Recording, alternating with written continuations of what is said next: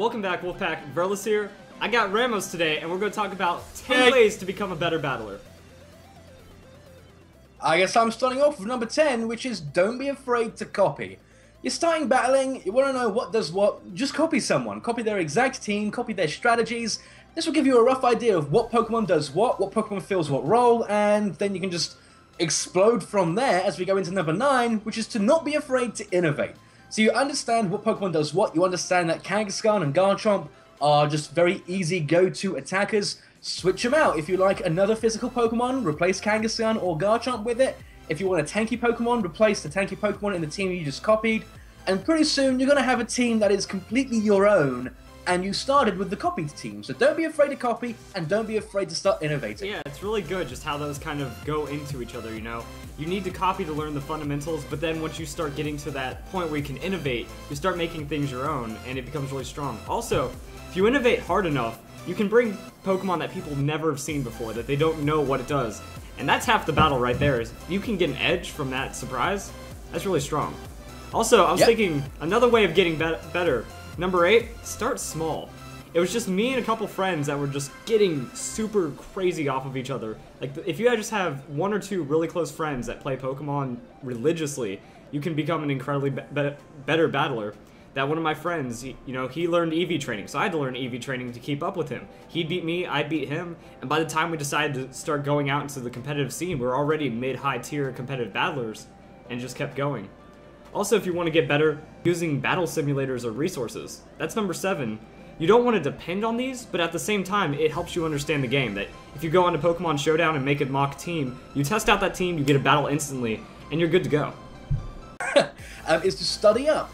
Use simulators, use Bulbapedia, use Cerebi. Try and learn everything you can possibly fit into your brain about the game. Pokemon types, matchups, what type hits what. Not all of them make sense, like fairies can't hit fire type for neutral damage, but fire type isn't super effective back. Crazy things like that. Learn as many as you can, and that way you minimize the amount of surprises you will get. Because if you're innovating, you're surprising the opponent, you don't want them to surprise you back.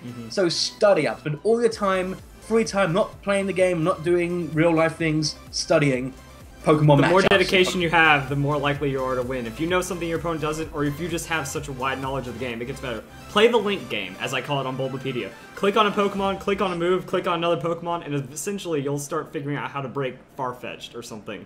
Follow that Wiki Brick Road. Exactly, the Wiki Brick Road. Yep. Can't say it better. What else do we got? Well, moving on to number 5, because you almost moved to number 4 too quickly there. Number 5 is to try and think how other people think.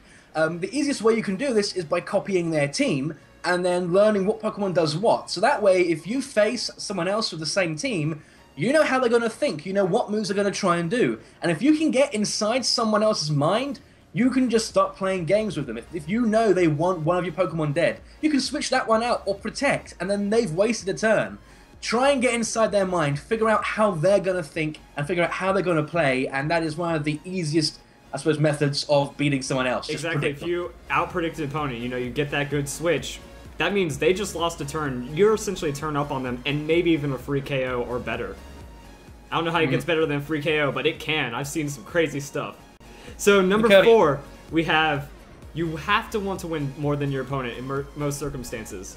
And I think this is like a very broad form of advice, but I think it's one of the best forms of advice I can give you. Just for being better, you have to want to win. If you're lazy in a game, you're going to make more mistakes. You're going to maybe forget about something. But if you want to win, if you really want it, I'm not going to say it's going to guarantee you a win, but if you want it more than your opponent, you're just going to be more likely to perform better. Yep. And at the same time, you have to take chances, which is number 3. If you don't take chances, you might lose, like you might not win. That if you think that your opponent's going to do something, this is where that prediction battle kind of merges with taking chances at the same time. You don't want to over-predict. Think, well, if they think I'm doing this, and I think they're doing that, so they're going to do this thinking I'm doing that. You could lose a battle by thinking too much into it. But at the same time, you have to be willing to use Protect and hope your opponent doesn't switch. You have to be able to use... What? It goes a bit further than that, though. Like, don't underestimate your Pokemon. Take that risk. Do you think your Pokemon's going to get OHKO'd, or do you think you can hang on with a sliver of health and return KO or just try to kill it? Yeah. Take that risk, because that risk could be the difference between winning or losing. I think one of the biggest... I think one of the biggest ones that I had was It was an Aegislash and a Mega Kangaskhan. It was my Aegislash. And this is where understanding Aegislash mechanics comes in, because he had like 3 Pokemon left. Aegislash was my last Pokemon, and I decided to go for the Shadow Claw.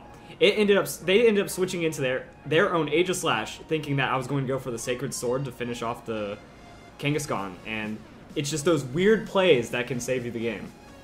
Take those risks, man. I guess it leads us into number 2, sort of, maybe. Doesn't really lead us into number 2, but we're going to number 2 anyway. And that is to learn from other YouTubers. Watch other people battle on YouTube. There's me, there's Vidicify, there's other people who I'm not allowed to say for reasons. Go and watch them, figure out how they battle, and then learn from what they do. Learn from their mistakes, because while live commentating, they're likely going to make a mistake. Learn from it so you don't make that same mistake. I got all of my current knowledge on competitive battling just from watching other people battle. Exactly. And then I kind of took off on my own. A lot of people, they like understand my strategies, they start to learn how different kind of ideas work, that instead of using a cookie cutter strategy, you can understand how I look for non-cookie cutter strategies that are very strong. At the same time, it's the same way with a battle. You watch Shady Penguin, or you watch someone else battle, and you just think, you gain their experience from that battle in a way that instead of you fighting that battle, you kind of get that third-person view instead of, well, I would have made this decision instead of him making that decision, but his decision was better. So what did he do to make me make that decision when it's happening to me? Yeah, exactly.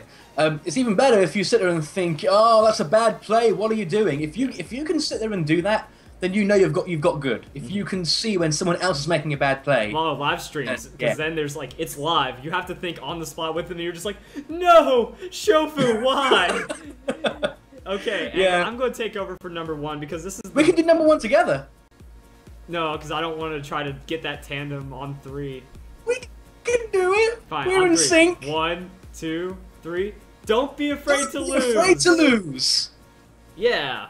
So one of the biggest things I tell everyone is you can't be afraid to lose. You have to lose a lot of games to learn from your mistakes, and then that's just going to make you a better battler.